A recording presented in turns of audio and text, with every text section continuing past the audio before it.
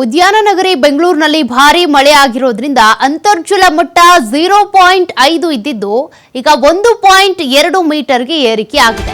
ವಾಡಿಕೆಗಿಂತ ಹೆಚ್ಚು ಮಳೆ ಆಗಿರೋದ್ರಿಂದ ಉದ್ಯಾನನಗರಿ ಬೆಂಗಳೂರಿನ ಅಂತರ್ಜಲ ಮಟ್ಟದಲ್ಲಿ ಏರಿಕೆ ಆಗಿದೆ.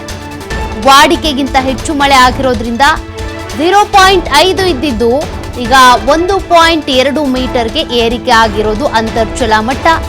ಜೊತೆಗೆ ಕೆರೆಗಳಿಗೆ ನೀರನ್ನ ರಿಲೀಸ್ ಮಾಡಿದೆ ಜಲಮಂಡಳಿ. ಬೆಂಗಳೂರಿನಲ್ಲಿ ನವೆಂಬರ್ ಕೊನೆವರೆಗೂ ಕೂಡ ಮಳೆ ಆಗ್ತಾನೆ ಇರುತ್ತೆ. ಇನ್ನು ನಗರದಲ್ಲಿ ಮತ್ತಷ್ಟು ಅಂತರ್ಜಲ ಮಟ್ಟ ಏರಿಕೆ ಆಗುವಂತ ನಿರೀಕ್ಷೆ ಇದೆ. ಯಾಕೆಂದ್ರೆ ಈಗಲೂ ಕೂಡ ಮಳೆ ಆಗ್ತಾ ಇದೆ, ಆಗಾಗ ಗಮನಿಸ್ತಾ ಇದ್ದೀರಾ. ಇನ್ನು ಕಳೆದ ವರ್ಷದ ಬೇಸಿಗೆಯಲ್ಲಿ ಕುಡಿಯೋ ನೀರಿಗೆ ಹಾಹಾಕಾರ ಇತ್ತು. ಈಗ ನೀರಿನ ಸಮಸ್ಯೆಗೆ ಪರಿಹಾರ ಕಂಡುಕೊಳ್ಳೋದಕ್ಕೆ ಇದು ಸಹಕಾರಿಯಾಗ್ತಾ ಇದೆ. ಅಂತರ್ಜಲ ಮಟ್ಟ ಏರಿಕೆಗೆ ಕಾರಣಗಳನ್ನ ನೀವು ಗಮನಿಸ್ತಾ ಇದ್ದೀರಾ. ವಾಡಿಕೆಗಿಂತ ಹೆಚ್ಚು ಮಳೆ ಆಗಿದೆ. ಈ ಹಿಂದೆ ಎಷ್ಟು ಮಳೆ ಆಗ್ತಾ ಇತ್ತೋ ಅದಕ್ಕಿಂತ ಹೆಚ್ಚಾಗಿನೇ ಮಳೆ ಆಗಿದೆ. ಏಪ್ರಿಲ್ ಮೇ ತಿಂಗಳಲ್ಲಿ 21 ಕೆರೆಗಳಿಗೆ ಸಂಸ್ಕರಿಸಿದ ನೀರನ್ನ ರಿಲೀಸ್ ಮಾಡಲಾಗಿದೆ.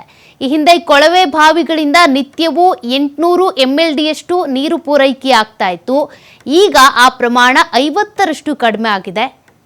ಅಲ್ಲದೆ ಕೊಳವೆ ಬಾವಿ ಬಳಸದೆ ಕಾವೇರಿ ನೀರು ಬಳಕೆಗೂ ಕೂಡ ಜಾಗೃತಿಯನ್ನ ಮೂಡಿಸಲಾಗಿದೆ. ಹೀಗಾಗಿ ಮತ್ತಷ್ಟು ಅಂತರ್ಜಲ ಮಟ್ಟದಲ್ಲಿ ಏರಿಕೆ ಆಗಿದೆ. ಡೀಟೇಲ್ಸ್ ಕೊಡ್ತಾರೆ ಪ್ರತಿನಿಧಿ ಗಣೇಶ್. ಈಗ ಬೆಂಗಳೂರಿನಲ್ಲಿ ವಾಡಿಕೆಗಿಂತ ಹೆಚ್ಚು ಮಳೆ ಆಗಿರೋದ್ರಿಂದ 0.5 ಮೀಟರ್ ಇದ್ದಿದ್ದು 1.2 ಮೀಟರ್ಗೆ ಅಂತರ್ಜಲ ಮಟ್ಟ ಏರಿಕೆ ಆಗಿದೆ.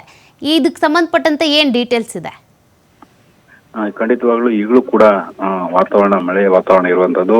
ಆಗಸ್ಟ್, ಸೆಪ್ಟೆಂಬರ್, ಅಕ್ಟೋಬರ್ ವರೆಗೆ ಮಳೆ ಆಗ್ತಾ ಇತ್ತು. ಈಗ ಈ ವರ್ಷ ವಾಡಿಕೆಗಿಂತ ಜಾಸ್ತಿ ಮಳೆ ಆಗಿರೋದು. ಸಹಜವಾಗಿ 800 MLD ನೀರುಗಳು ಈಗ ಕಾವೇರಿ ನೀರು ಅಂತಂದ್ರೆ ಬೇರೆ ಬೇರೆ ಭಾಗದಿಂದ ಬೆಂಗಳೂರಿನಲ್ಲಿ ಬಳಕೆ ಆಗ್ತಾ ಇರುತ್ತೆ. ಅಂದ್ರೆ ಜಲಮಂಡಳಿಯ ಗ್ರಾಹಕರು ಬಳಕೆ ಮಾಡ್ತಾ ಇದ್ರು ಪ್ರತಿನಿತ್ಯ. ಇದೀಗ ಅಂತರ್ಜಲ ಏರಿಕೆ ಆದ ಹಿನ್ನೆಲೆಯಲ್ಲಿ ಮುಂದಿನ ವರ್ಷ ಮಾರ್ಚ್, ಏಪ್ರಿಲ್ ತಿಂಗಳಿಗೆ ಅಥವಾ ಬೇಸಿಗೆ ಸಂದರ್ಭದಲ್ಲಿ ನೀರಿನ ಅಭಾವ ಸೃಷ್ಟಿ ಆಗುವಂತದ್ದು ಈಗ ತಪ್ಪುತ್ತೆ. ಇದು ಸಹಜವಾಗಿ ಸರ್ಕಾರಕ್ಕೂ ಕೂಡ ಶುಭ ಸುದ್ದಿ ಅಂತಾನೆ ಹೇಳ್ಬೋದು. ಜನಸಾಮಾನ್ಯರು ಕೂಡ ಶುಭ ಸುದ್ದಿ ಇರುವಂತದ್ದು. ಪ್ರಮುಖವಾಗಿ 8 ವಲಯಗಳು ಬರ್ತವೆ. 8 ವಲಯಗಳಲ್ಲಿ ಮುಖ್ಯವಾಗಿ 4 ವಲಯಗಳಲ್ಲಿ ನೀರಿನ ಆಕಾರ ಈ ವರ್ಷ ಅಂತಂದ್ರೆ 2025-26ನೇ ಬೇಸಿಗೆ ಆರಂಭದಲ್ಲಿತ್ತು. ಆದ್ರೆ ಅದಾದ ಬಳಿಕ ಜೂನ್, ಜುಲೈ, ಆಗಸ್ಟ್ ಅಲ್ಲಿ ಸಾಕಷ್ಟು ಮಳೆ ಆಗಿದೆ. ಈಗೂ ಕೂಡ ಮಳೆ ಆಗ್ತಾ ಇದೆ.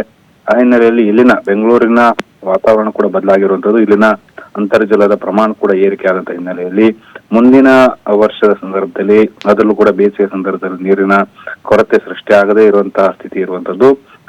ಇದೇ ರೀತಿಯ ನೀರಿನ ಪ್ರಮಾಣ ಬಳಕೆ ಮಾಡಿದ್ರೆ ಉತ್ತಮವಾಗಿರುತ್ತೆ. ಇಲ್ಲ ಮತ್ತಷ್ಟು ಅಂದ್ರೆ ನೀರಿನ ಬಳಕೆ ಪ್ರಮಾಣ ಹೆಚ್ಚಾದರೂ ಕೂಡ ಅಥವಾ ಬೆಂಗಳೂರಿನ ಹೊರವಲಯಗಳಲ್ಲಿ ನೀರಿನ ಬಳಕೆ ಹೆಚ್ಚಾದ ಸಂದರ್ಭದಲ್ಲಿ ನಗರ ವಾಸಿಗರಿಗೆ ಇದರಿಂದ ಮತ್ತೆ ನೀರಿನ ಅಭಾವ ಸೃಷ್ಟಿ ಆಗ್ಬೋದು. ಈಗಾಗಲೇ ಕಾವೇರಿ ನೀರಿನ ಬಳಕೆ ಕೂಡ 2 ದಿನಕ್ಕೊಂದ್ ಬಾರಿ ಬಿಡಲಾಗ್ತಿತ್ತು. ಈಗ ಮಳೆ ಆಗ್ತಾ ಇರೋ ಹಿನ್ನೆಲೆಯಲ್ಲಿ ನಿತ್ಯವೂ ಕೂಡ ಕಾವೇರಿ ನೀರಿನ ಸರಬರಾಜು ಕೂಡ ಆಗ್ತಾ ಇರೋ ಸಂದರ್ಭದಲ್ಲಿ ಜಲಮಂಡಳಿಯಿಂದ ಹೇಳುವಂತ ಪ್ರಕಾರ, ಜಲಮಂಡಳಿ ಅಧಿಕಾರಿಗಳು ನೀಡುವಂತ ಮಾಹಿತಿ ಪ್ರಕಾರ ಅಂತರ್ಜಲ ಏರಿಕೆ ಆಗ್ತಾ ಇರುವಂತ ಹಿನ್ನೆಲೆಯಲ್ಲಿ ಬೆಂಗಳೂರಿಗೆ ನೀರಿನ ಕೊರತೆ ಮುಂದಿನ 1-2 ವರ್ಷಗಳಲ್ಲಿ ಆಗೋದಿಲ್ಲ ಅನ್ನುವಂತಹ ಆಶಾಭಾವನೆಯನ್ನು ವ್ಯಕ್ತಪಡಿಸಿದ್ದಾರೆ. Okay, thank you.